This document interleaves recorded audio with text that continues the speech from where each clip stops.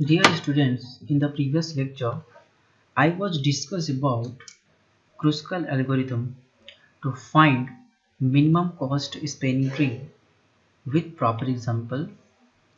In this lecture, I will show you how to find minimum cost spanning tree using Prim's algorithm. So let us start. This is your graph and we have to find minimum cost spanning tree for this graph.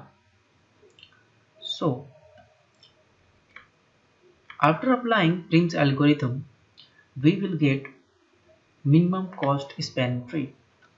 You can see here this is your minimum cost spanning tree after applying Prim's algorithm. Okay. Second point is, what is the weight of spanning tree? The weight of spanning tree, which is equal to sum of all edge weight which are present in the minimum cost spanning tree. Okay, this is your minimum cost spanning tree. 2 plus 4 plus 3 which are equal to 9. For this graph, this is your minimum cost spanning tree. And what is the weight of spanning tree? You can see here 2 plus 4 plus 3 is equal to 9. When I am going to say this is also subgraph now for this graph. So these three properties you have to keep in your mind when to check whether these subgraph are spanning tree or not. Okay, let us move on the next things. This is your graph. Okay, so now it's very important to understand Prim's algorithm can start from any vertices. No problem. I can start from A, I can start from B, I can start from C, I can start from D also. No problem. This is your weight. A to D 5, A to C is 4, D to C C to D is 2, A to B B to A is 8, and B to C C to B is 3. No problem. This graph is undirected, weighted, connected graph. Okay. So first step, for this example, I will start from A. Okay, I will start from A. So initially हम initial की बात कर रहे हैं, तो initially में जो distance होगा ए से बी और ए से सी और ए से डी हमें नहीं पता, इनफाइनाइट है हम, ठीक है। सो ये क्या है एक्चुअली मैं बता देता हूँ आप लोग को। ये आपका मेन डिस्टेंस है, ठीक है। इनिशियली हमने अभी मैं कहाँ पे हूँ, मैं ए पे अवेलेबल हूँ, ठीक है। मैं यहीं से देख रहा हूँ, मुझे इनिशियली कुछ नहीं पता कि मुझे ए से बी जाने के लिए कितना टाइम लगेगा, यानी कितना डिस्टेंस हमें नहीं पता।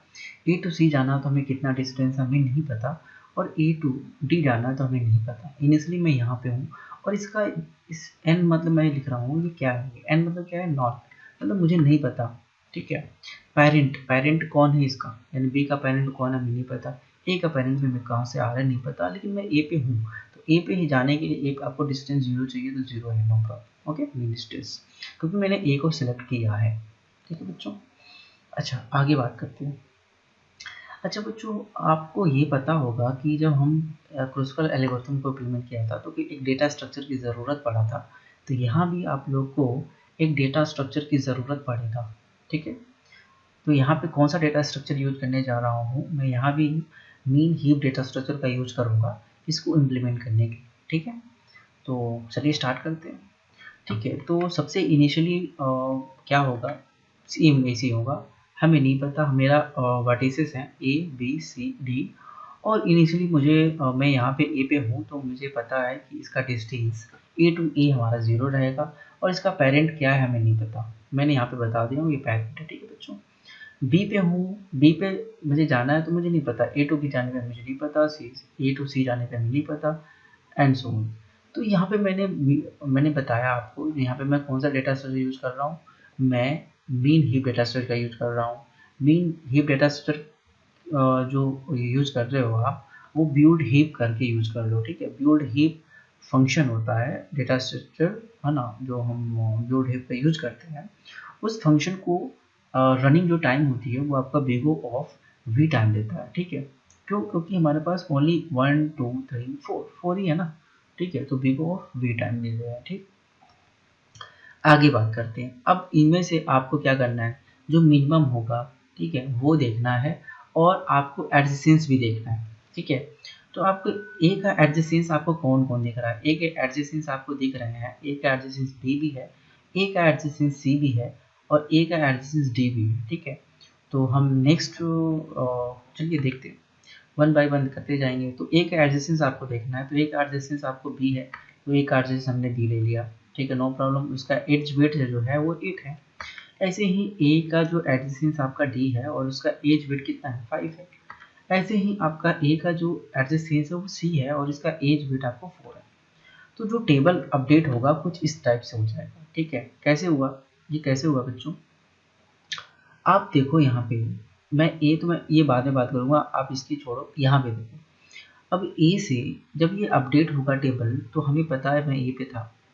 ठीक है, ए से बी, ठीक है, ए से बी जा रहे हैं, यानी ए से बी जा रहे हो, तो ए से बी का डिस्टेंस अपडेट हो चुका है, अपडेट हो चुका है। पहले इनफाइनाइट था, मुझे नहीं पता था कितना है। ठीक है, इसलिए मैंने इनफाइनाइट कंसिडर किया था।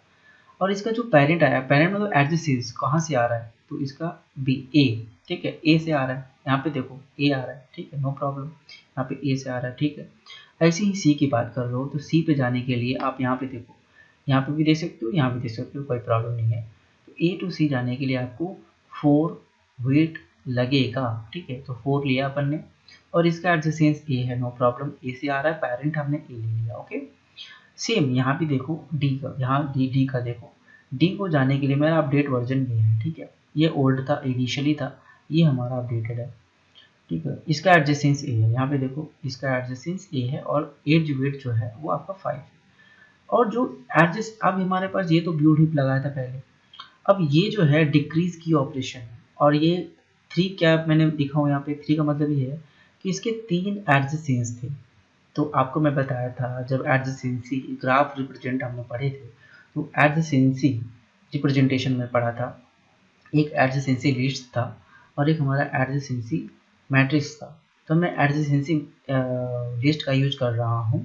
तो आप देख सकते हो वहाँ पे v प्लस ई लगता था, तो सिंपल यहाँ पे कितना है, सिंपल इनको ऐड कर दोगे तो 3 लगेगा, है ना। एडजेसेंस फाइंड करने के लिए आपको 3 लगेगा। ठीक है, 3 लग गया, नो प्रॉब्लम, जो जितने एडजेसेंस होंगे। और आपका जो डिक्रीज की ऑपरेशन परफॉर्म हो गया, जैसे क्योंकि अपडेट होगा ना, जो हीप बनाया आपने, मिनी हीप बनाया, अब वो क्या होगा, अपडेट होगा। ठीक है, अपडेट कैसे होगा अब जानते हो। ठीक है, हिपीफाई होती है, हिपीफाई, जैसे याद होगा मैंने मीन हीप में पढ़ाया था, अगर नहीं याद होगा तो मैं फिर वीडियो बनाऊंगा, आप उसमें देख लेना। ठीक है बच्चों, कोई बात नहीं। अब इतना आपको समझ में आ गया, तो आप क्या करोगे, अब ये तो सबसे मेन था, अब इसको डिलीट ही कर दो। डिलीट क्यों कर रहे हो, क्योंकि हमें ए चाहिए, है ना, ए तो स्टार्ट करना है, हमें ए चाहिए, तो ए हमने ले लिया। ठीक है, ए हमने डिलीट कर दिया, हमारे पास ए अवेलेबल है। अब ए तो अवेलेबल है, लेकिन एज कंप्लीट होने के लिए एक और एज वर्टिसेस चाहिए, तो एक और वर्टिसेस इसमें सबसे, इसमें देखो फाइंड करो आप, इसके एडजेसेंस कौन है, ये 3 है। ठीक है, इसके 3 तो है, हमने फाइंड तो कर लिया इसके 3 एडजेसेंस। इसमें सबसे मिनिमम कौन है, ये है, आपको पता है मीन हीप का प्रॉपर्टी आपको पता है, जो सब टॉप पे रहता है उसको डिलीट कर देते हो। ठीक है, जो टॉप होता है, या मीन एक्सट्रैक्ट कर रहे हो, मीन एक्सट्रैक्ट। ठीक है, तो आप इसको डिलीट करो, तो मीन हमारे पास यही है, टॉप पे रहेगा और इसको डिलीट करो। तो डिलीट करोगे तो हमारा कुछ इस टाइप से सी डिलीट होकर हमारे पास आ गया और एक हमारा एज बन चुका है। ठीक है, जिसका एज वेट 4 है, क्योंकि सी का पापा तो ए है ना, जैसे कि यहाँ पे देख सकते हो सी का पापा क्या था, यहाँ पे देख सकते हो बच्चों, यहाँ पे देखो सी का जो पापा था वो ए था, 4 डिस्टेंस लग रहा था। ठीक है, मीन डिस्टेंस कितना था, 4 था, क्योंकि मीन यही था ना। तो आपको समझ में आ गया होगा, hope you can understand easily. Okay, 4 आ चुका है। इसके एडजेसेंस कौन कौन होंगे, सी के एडजेसेंस हमारा ये भी है, डी भी है, सी के एडजेसेंस बी भी है। तो जो भी एज बचे हुए हैं वो भी हमारे पास, सी से देखो, सी से हमारा डी आ चुका है, सी से हमारा बी आ चुका है, देखो यहाँ पे 3। ठीक है, नो प्रॉब्लम, हमारा टेबल कुछ ऐसा अपडेट हो जाएगा। ठीक है बच्चों, यहाँ देखो सी के एडजेसेंस हमारे ये भी आ चुके हैं टेबल में। ठीक है, ये देखो यहाँ पे ध्यान देना, पहले बी जा रहे ए से जा रहे थे तो 8 लग रहा था, अब आपको सिंपल अब 3 लगेगा, क्योंकि देखो यहाँ पे अगर आपको बी जाना तो सी से बी जाने के लिए ओनली 3 डिस्टेंस लग रहा है, तो मैं 8 क्यों लूँ भाई, मैं सी से जाऊँगा ना, तो हम सी से जाएंगे, सी का मतलब हमें बी पे जाना है तो 3 जो डिस्टेंस है 3 डिस्टेंस लगेगा, और उसका पेरेंट उसका जो एडजेसेंस होगा वो 3 होगा। सेम हमने इसको तो डिलीट कर चुके हैं, हमारा सी ऑलरेडी मिल चुका है, और हमारे पास जो डी है, अब डी का जो वेट है, जो मिनिमम डिस्टेंस वो अपडेट होगा, कैसे होगा, सी से, सी का एडजेसेंस क्या है, डी है, डी भी है, तो डी हमारे पास 2 टाइम लग रहा है, 2 डिस्टेंस है ना, 2 मतलब 2 डिस्टेंस है, 2 एज भी 2 है, तो मान चलो मीन डिस्टेंस आपका 2 है, वो आपका अपडेट हो जाएगा, और सी जो है इसका पेरेंट बन जाएगा, ठीक है, यानी सी इसका एडजेसेंस होगा डी का, ठीक है, इतनी बात समझ में आ गई। फिर आपको देखोगे इसका, आपको पता है कि इसका एडजेसेंस 2 है, ठीक है, 2 है तो 3 वैसे, मतलब ये भी तो है, 1 2 3 3 है, ठीक है बच्चों, समझ में आ रहा है कि नहीं आ रहा, 3 है ना, सी के एडजेसेंस हमारे पास 3 थे, लेकिन ये ऑलरेडी हमारे पास अवेलेबल हो चुकी है, ऑलरेडी काउंटेबल है, डिलीट हो चुका है, ठीक है, इसको हम काउंट नहीं करेंगे, तो हमारे पास 3 है, 3 टाइम लगेगा एडजेसेंस लिस्ट करने में, लेकिन 2, अब हमारे पास जो डिक्रीज ऑपरेशन होगी वो 2 बार चलेगा, क्योंकि 2 एडजेसेंस अपडेट हुए, यहाँ पे देखो ये अपडेट हुआ और ये अपडेट हुआ, पहले 3 अपडेट हुए थे इनफाइनाइट से, हमारे पास 8 हुआ था, इनफाइनाइट से 4 हुआ था, इनफाइनाइट से 5 हुआ था, तो हमारे पास 3 बार डिक्रीज ऑपरेशन परफॉर्म हुआ था, तो 3 log v लिखा था, ऐसे ही यहाँ पे हमारे पास 2 बार हुआ तो 2 log v हो जाएगा, ठीक है बच्चों, यहाँ तो कोई प्रॉब्लम नहीं होगी। फाइनली आपका अब हमारे पास सबसे मिनिमम कौन है, मिनिमम कौन इन दोनों में से, ये मिनिमम है, कौन है मिनिमम बताओ बच्चों, मिनिमम कौन है, यही तो है, ये 3 है ये 2 है, तो ये मिनिमम है, तो डिलीट करो, कौन डिलीट होगा, डी, डी डिलीट होगा, तो फाइनली डिलीट होगा, और हमारे पास डी डिलीट होके कुछ इस टाइप से लग जाएगा, और हमारे पास अपडेट हो जाएगा, हमारा जो रिजल्ट है कुछ ऐसा अपडेट होगा जो कनेक्टेड होगा, ठीक है। एक बात हमेशा ध्यान देना कि प्रिम्स एल्गोरिथम में जो भी इंटरमीडिएट रिजल्ट होता है वो कनेक्टेड होता है, ये कनेक्टेड है, ठीक है बच्चों, ऑलवेज कनेक्टेड होता है, और हमने जब पढ़े थे क्रुस्कल एल्गोरिथम में, वहाँ पे हमारे पास हो सकता था कनेक्टेड हो सकता था कनेक्टेड ना भी हो, ठीक है। चलो आगे बढ़ते हैं, हमारा टेबल अपडेट कुछ ऐसा हो जाएगा, ठीक है, डी डिलीट हुआ और हमारा हो गया। अब डी के एडजेसेंस यहाँ पे देख सकते हो, ये है और ये है, तो ये ऑलरेडी हमने ले चुके हैं, ये भी एज हमारा ऑलरेडी टेबल में था, नो प्रॉब्लम, और ये भी हमारा टेबल में ऑलरेडी था, नो प्रॉब्लम, यहाँ पे देख सकते हो ये भी, और ऑलरेडी हमारा ये तो आ ही चुका है यहाँ पे रिजल्ट, ठीक है।